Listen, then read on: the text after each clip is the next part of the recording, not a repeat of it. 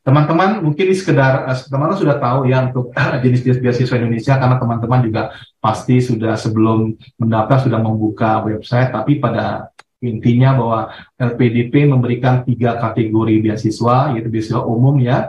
Ini yang mungkin sebagian dari kalian masuk ke dalam beasiswa perguruan tinggi utama dunia PTUD, ada yang reguler, ada yang co-funding.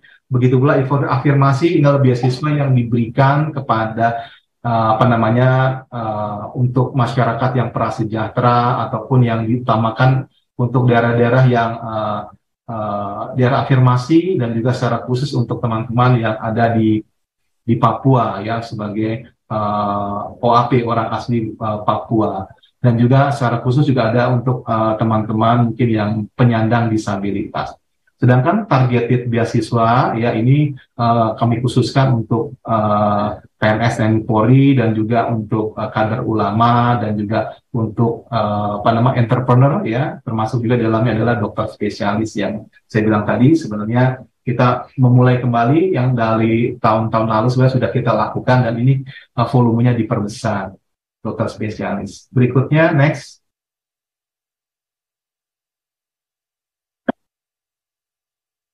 Teman-teman semua, ini mungkin hanya sekilas saja. Ini adalah beasiswa yang baru ya, bukan ya bisa dikatakan baru. Jadi kita juga melakukan dukungan untuk program studi yang double degree atau joint degree. Kita juga sebelumnya kalau teman-teman lihat ini LPDP hanya memberikan beasiswa keluar, tapi sekarang kita memperbolehkan teman-teman bisa mengambil universitas yang menyelenggarakan joint degree atau double degree. Ini dalam rangka juga mendukung peningkatan kualitas universitas ya dalam rangka world class university. Begitu pula PDP juga mengadakan kerjasama ya beasiswa, pemberian beasiswa dengan universitas di Singapura, kemudian juga ada kerjasama dengan Nufik Neso, dengan China, dan banyak lagi yang bisa kami kerjasamakan. Berikutnya adalah merupakan beasiswa yang kami danai dari kerjasama dengan kementerian terkait, diantaranya adalah Kementerian Kemendikbudristek ya, Kemendikbudristek. Next silakan tadi Kemendikbudristek ini teman-teman, kami sudah menyalurkan ya tahun yang lalu itu sudah cukup banyak ya, dan untuk tahun ini juga jumlahnya juga meningkat drastis ya. Kalau tahun lalu sudah 120.000 termasuk yang non degree, tahun ini sudah lebih juga dari 200.000. Jadi jumlah penerima beasiswa khususnya yang non degree ya, non degree itu misalkan kampus Merdeka, ada magang bersertifikat, kemudian juga ada MSIB ya, itu adalah program-program yang didanai oleh LPDP. Begitu pula di program-program yang dikolaborasi Kementerian Kemenak ya, ini kami juga terus mendanai, terutama kalau teman-teman tahu istilah beasiswa Indonesia Bangkit atau program 5.000 doktor, ya itu adalah salah satu beasiswa yang juga didanai oleh LPDP. Berikutnya teman-teman, ini sebenarnya rincian saja sih, rincian dari yang kami sampaikan, yaitu tentang penerimaan degree dari Kemendikbudristek ya. Ini saya skip aja ya teman-teman. Silakan next. Berikutnya juga sebagai contoh ya, ini juga program yang non gelar yang saya bilang tadi ya, mungkin teman-teman juga familiar ya dengan istilah ada ISMA, ada praktisi mengajar, ada magang, ada postdoktoral dan seterusnya. Ini adalah program-program yang kami dukung dengan bekerja sama dengan Kemendikbudristek. Dan juga beasiswa gelar juga ada di sana, tapi pembedaannya adalah ini biasanya lebih difokuskan kepada para pendidik ya, dosen, guru gitu ya.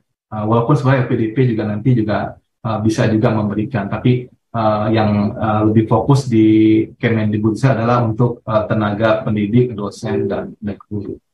Berikutnya adalah terkait dengan program-program yang dilakukan oleh Kemenak ya. Kemenak juga programnya sangat banyak ya. Dari tahun ke tahun ini programnya juga cukup besar, dan LPDP juga berkomitmen untuk memberikan beasiswa ya, baik S1, S2, S3 ya. baik dalam maupun luar negeri, ya baik degree program maupun non degree, yang sebenarnya program-program ini juga apa namanya ada mirip juga ya dengan Kemendikbudristek, tapi ini adalah program secara khusus ya untuk pendidikan keagamaan, dan juga termasuk di dalamnya adalah untuk pendidikan pesantren. Berikutnya teman-teman, next silakan. Ini ya, ini sama saja. Coba saya mau next saja, ini ada rincian saja. Nah, yang paparan terakhir ini next di halaman 20 ya. Berikutnya adalah apa sih yang diperlukan ya, skill-skill yang diperlukan bagi teman-teman yang menempuh pendidikan S2, S3 ya. Kalau kami melihat ya, teman-teman dalam kesempatan mendatang, teman-teman diharapkan ya bisa untuk mengembangkan beberapa keahlian. Jadi teman-teman tidak hanya fokus untuk kuliah saja, tetapi cobalah teman-teman untuk mengembangkan diri ya. Misalkan untuk interpersonal skill-nya dengan public speaking, untuk writing juga ya. Ini harus mastering, kita harus menguasai ya. Di sekolah mungkin ada ya, karena teman-teman akan banyak presentasi, akan banyak menulis ya. Kemudian juga terkait dengan critical dan creative thinking. Ini kenapa penting juga teman-teman sebagai akademisi ya, kita pasti memiliki kemampuan analisa ya. Jadi kita melakukan research, teman-teman juga secara komprehensif bisa melihat ya, melihat berbagai persoalan yang terjadi ya, baik dalam dunia keilmuan maupun yang masalah-masalah yang memang nanti akan dihadapi oleh Indonesia. Terutama kalau sekarang isunya misalkan tentang terkait dengan pemanasan global, tentang misalkan kalau kesenjangan kesenjangan pendapatan gitu ya. Kalau sekarang masalah stunting yang belum juga selesai ya. Banyak hal yang mungkin nanti teman-teman bisa lihat dan akan kalian relasikan ya, kaitkan dengan ilmu-ilmu yang kalian dapat dalam universitas, ya, baik di dalam maupun luar negeri.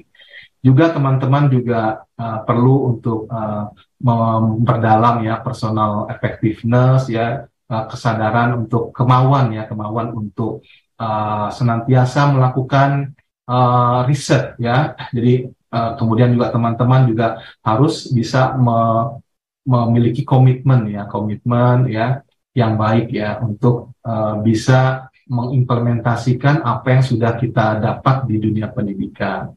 Juga saya lihat ya teman-teman, sangat penting kalau teman-teman itu adalah memiliki integriti dan etik ya, kode etik ini sangat penting ya. Ini tidak hanya berlaku di dunia pendidikan, tetapi juga nanti setelah kalian bekerja. Tadi pagi juga mungkin sudah disampaikan oleh salah satu pejabat di LPDP ya, untuk terkait dengan masalah integritas ya, dan juga tentang pengaduan ya.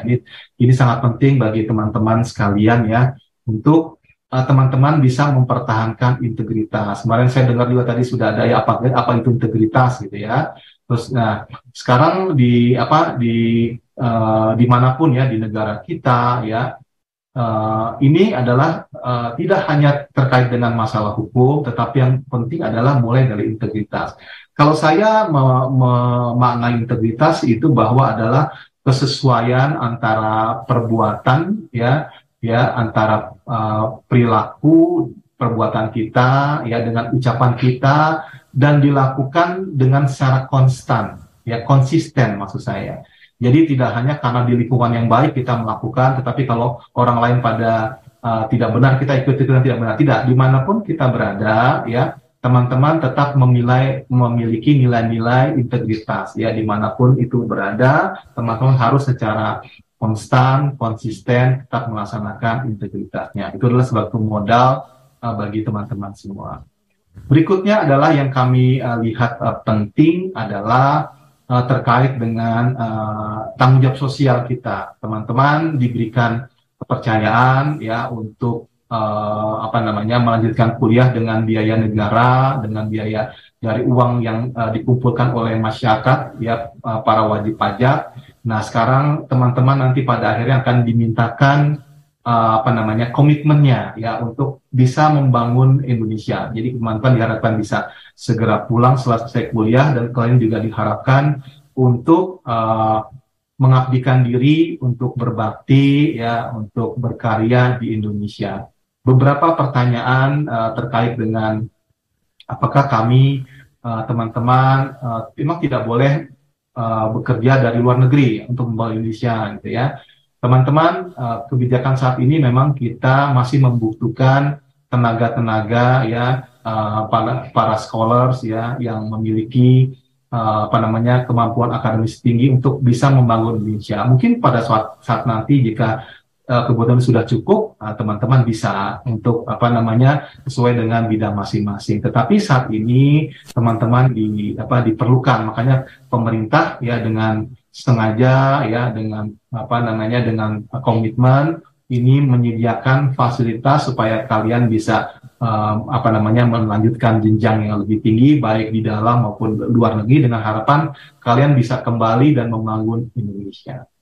Berikutnya teman-teman yang perlu juga kita miliki adalah kemampuan leadership. Jadi tidak semata-mata penerima beasiswa Indonesia ini ya hanya memiliki kemampuan akademis, tapi kalian itu diharapkan bisa menjadi leader sebagai pemimpin masa depan Indonesia.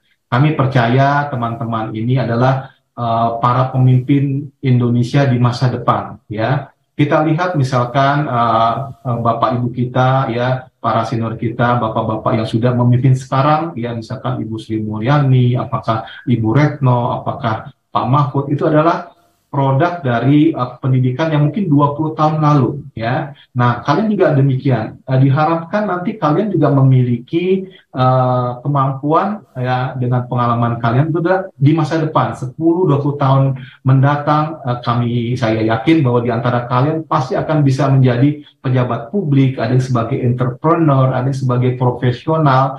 Itu adalah peran masing-masing yang kalian bisa baktikan di Indonesia. Jadi kemampuan kita memiliki leadership kepemimpinan ya baik di masyarakat maupun terhadap anggota yang di lingkungan terkecil itu perlu dikembangkan sejak dini ya. Memang ada beberapa teori yang mengatakan bahwa leadership itu memang ada yang dilahirkan ya, tapi ada juga bilang sebenarnya bisa dibentuk ya. Perlu ada pembelajaran, perlu pelatihan. Nah, itu adalah dua teori yang memang memungkinkan terciptanya leadership dan kami berharap juga teman-teman juga bisa memiliki itu. Untuk career management ya ada beberapa teman-teman yang memang sudah dari ada unsur pegawai negeri, ada unsur yang dari BUMN, ada dari dosen, ada beberapa yang mungkin masih dari fresh graduate ya, belum tahu apa yang akan dilakukan ke depan.